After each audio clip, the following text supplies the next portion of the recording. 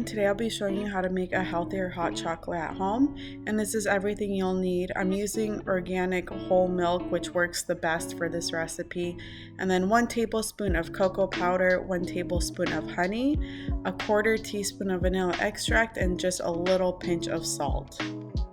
I'm going to start by weighing out my 1 cup of milk, which is 240 milliliters. And I did try making this recipe with almond milk, and although it did taste okay, it definitely wasn't as tasty as it is using whole milk.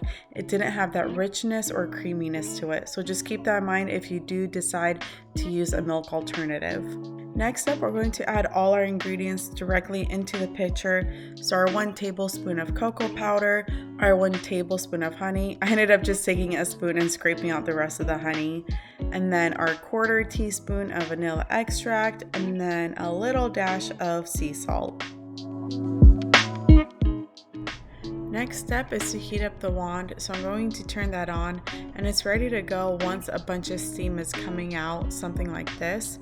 And then I turn it off for a brief second to get the milk pitcher in, and then I turn it back on. Especially in this case, if you don't do that, you'll have a bunch of cocoa powder all over the place.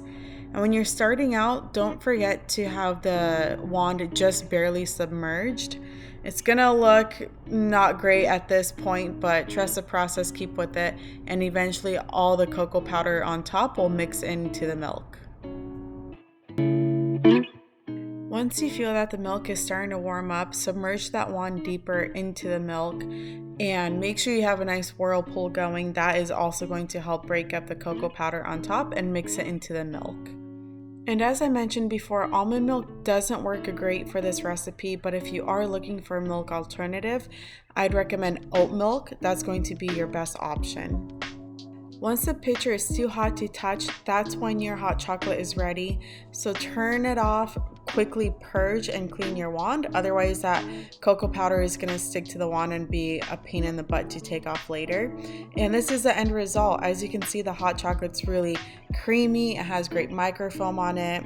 And the last step is to pour it into your favorite cup and enjoy it. I did also sprinkle some cocoa powder on top just for looks and an extra little chocolatey taste. You can do that if you want, or you can skip this step. But nonetheless, I hope you all enjoyed this video and get to try this recipe out.